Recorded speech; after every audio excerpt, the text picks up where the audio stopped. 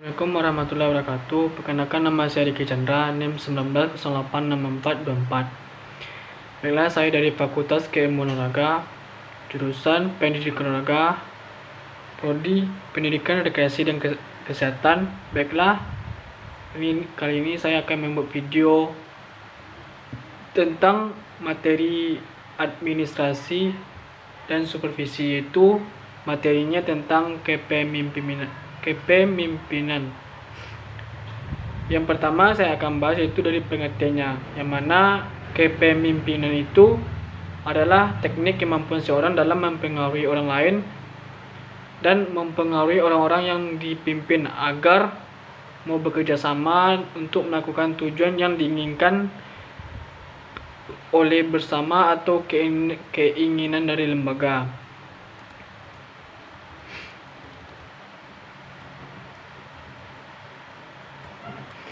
Syarat-syarat dari kepemimpinan ini ada beberapa macam. Yang pertama itu kekuasaan, yang mana kekuasaan ini adalah suatu otoritas atau legalitas yang memberikan wewenang kepada seseorang pemimpin untuk mempengaruhi kemudian menggerakkan bawahannya atau karyawannya, menggerakkan orang-orang yang memang di bawah kepemimpinan untuk berbuat sesuatu dalam rangka menyelesaikan tugas dan pekerjaan yang diberikannya. Yang kedua itu ada kaitannya syarat itu terkait dengan kewibawaan, yang kewibawaan itu sendiri merupakan keunggulan, kelebihan, keutamaan seseorang sehingga pemimpin mampu mengatur orang lain. Ada faktor X yang menyebabkan orang lain tanpa disadari maupun mengikuti dan patuh pada apa yang disampaikan oleh mereka. Yang ketiga yaitu syarat kepemimpinan ini dalam konteks ini adalah kemampuan, yaitu kemampuan ini dari sumber daya kekuatan, yang mana kesanggupan termasuk kecakapan secara teknis sosial dan skill-skill lain yang dipenuhi dan yang dimiliki oleh seseorang untuk melebihi orang-orang di sekitarnya. Nah, baiklah, itu syarat-syarat kepemimpinan. Selanjutnya itu ada beberapa macam syarat kepemimpinan. Ini adalah orang-orang yang memiliki, pertama, kekuasaan, punya wibawa, dan mempunyai kemampuan yang melebihi kemampuan orang lain. Nah, kelebihan pemimpin ini ada beberapa macam. Yang pertama adalah kepastian, kecerdasan, kewaspadaan, termasuk kemampuan komunikasi, berbicara, dan kemampuan mereka dalam menilai atau menilai orang lain, menilai pekerjaan, menilai dan melakukan analisis terhadap lembaga. Yang kedua itu ada kaitannya dengan prestasi, yang mana tentu saja yang dimaksud adalah orang-orang yang berhak menjadi pemimpin adalah secara legal memiliki prestasi yang mengampuni dibandingkan orang lain.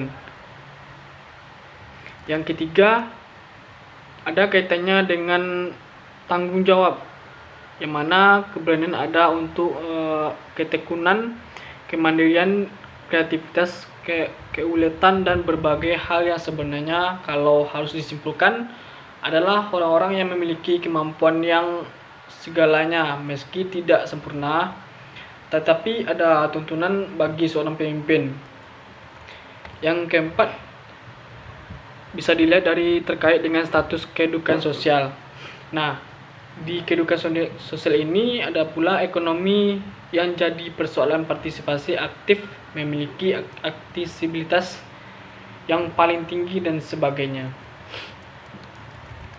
Dari ciri-ciri kepemimpinan ini ada beberapa macam juga. Yang pertama saya sebutkan memiliki penglihatan sosial, yang artinya pemimpin yang baik adalah pemimpin yang mampu melihat sekaligus merasakan berbagai gejala, mengerti berbagai gejala-gejala yang timbul dalam masyarakat.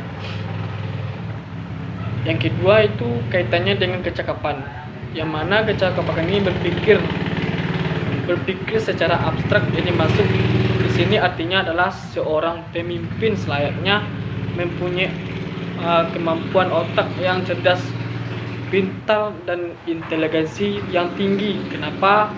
Karena memang mereka dibutuhkan pemikiran-pemikiran yang matang untuk mengambil berbagai kebijakan dan memutuskan.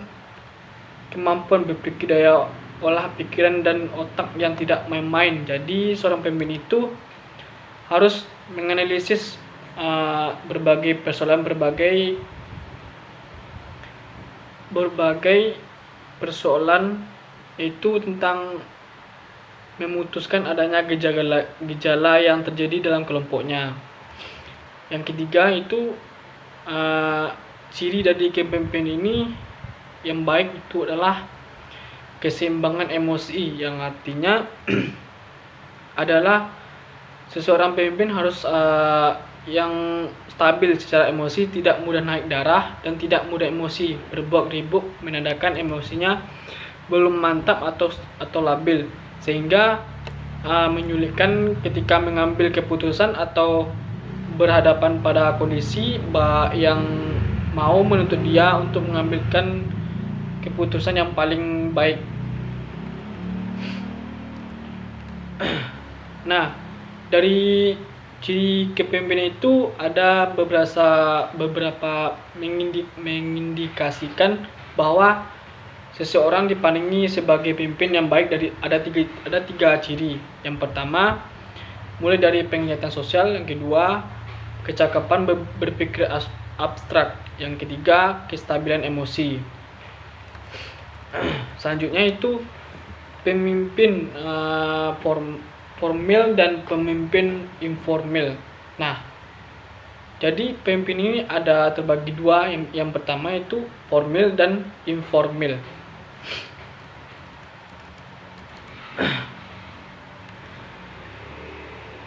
Nah, pengertian pemimpin formal atau pemimpin formal ini yang mana orang yang dalam sebuah organisasi atau lembaga ditunjuk sebagai pemimpin berdasarkan keputusan dan pengangkatannya sifat resmi formal untuk mengaku suatu jabatan atau satu kedudukan dalam salah satu struktur organisasi yang jelas dengan segala hak dan dengan segala kewajiban untuk mencapai tujuan dari organisasi atau lembaga ini. Nah, dari formal ini ada beberapa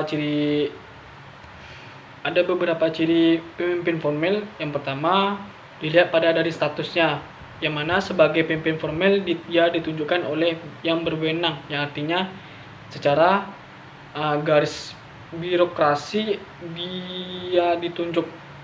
Yang kedua cirinya itu mempunyai dukungan yang mendapatkan atau memperoleh dukungan dari organisasi formal. Kemudian mempunyai atasan. Yang ketiga itu cirinya harus memenuhi berbagai persyaratan formal, misalnya segala sesuatu dengan disepakati dan ditetapkan oleh lembaga harus memiliki sertifikat atau ijazah pendidikan mau tidak mau harus memenuhi itu ketika menjadi dasar yang harus dilalui seorang pemimpin. Nah, pengertian dari pemimpin informal ini adalah kebalikannya, yang mana pemimpin formal seseorang yang tidak secara resmi diangkat sebagai pemimpin, tetapi yang jelasnya ini adalah suatu bentuk kehormatan yang biasanya diberikan karena ia mempunyai kelebihan ditunjuk sebagai pemimpin sehingga mampu mempengaruhi kondisi psikis dan perilaku satu kelompok atau banyak orang di sekeliling mereka. Nah, dari pengertian informal ini ada pula beberapa cirinya. Yang pertama, kelompok masyarakat atau kelompok yang bahkan bisa lebih besar dari satu lembaga itu mengikuti dirinya. sebagai pemimpin tanpa diminta dan dia diakui sebagai pemimpin, artinya ada satu pengaruh yang luar biasa, pengaruh personal yang membuat dia akhirnya diterima dan diakui sebagai personal yang membuatnya. Yang kedua, itu tidak ada layaknya seperti pemimpin formal, tidak ada pengangkatan secara resmi bahwa dia harus dinobatkan sebagai pemimpin serta yang namanya kepemimpinan atau label pemimpin atau langsung melekat saja begitu dalam pundaknya. Yang ketiga itu tidak satu pun manusia di muka bumi ini bisa memutasikan kepemimpinan yang didapatkan dan tidak punya atasan atau tidak ada garis kewenangan yang menuntut dia atau memaksa dia untuk melakukan hal-hal yang seharusnya. Jadi ciri lainnya tidak mendapatkan balas jasa ataupun karena secara material dia memang tidak digaji.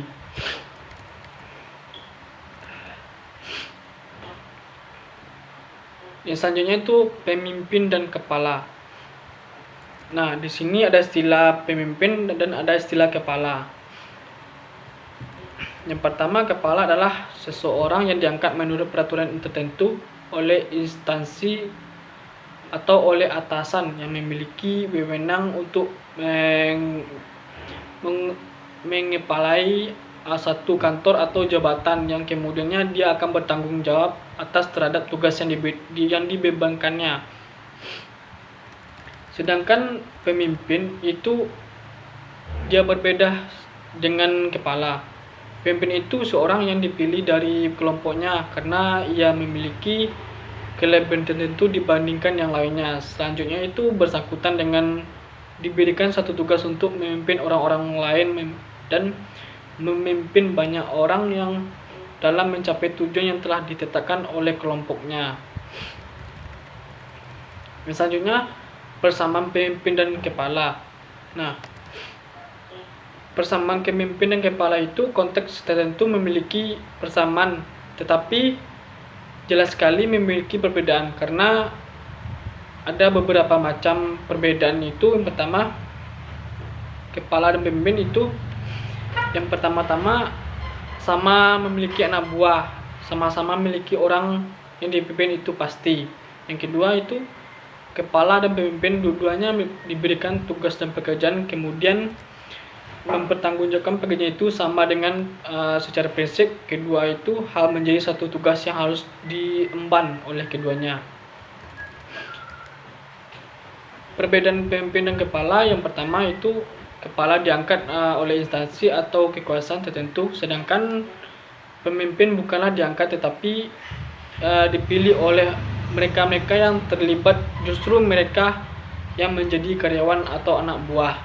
Yang kedua itu kepala kuasanya berasal dari kekuatan peraturan dan kekuasaan atasan, sedangkan pemimpin kekuasaan menurut peraturan dan dilandasi pada kepercayaan orang-orang yang dipimpin.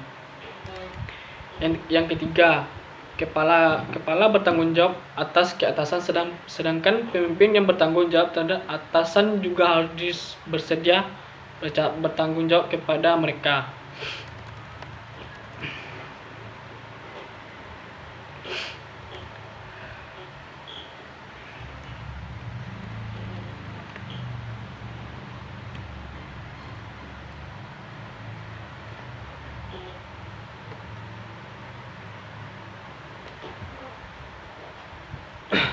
Nah, cuma itulah saya bisa jelaskan kembali tentang materi kepemimpinan. Di sini ada, jadi kepemimpinan itu terdapat beberapa macam, yaitu kepemimpinan dan kepala. Yang intinya itu kepemimpinan dan kepala itu yang perlu dalam materi kepemimpinan itu. Sekian, terima kasih.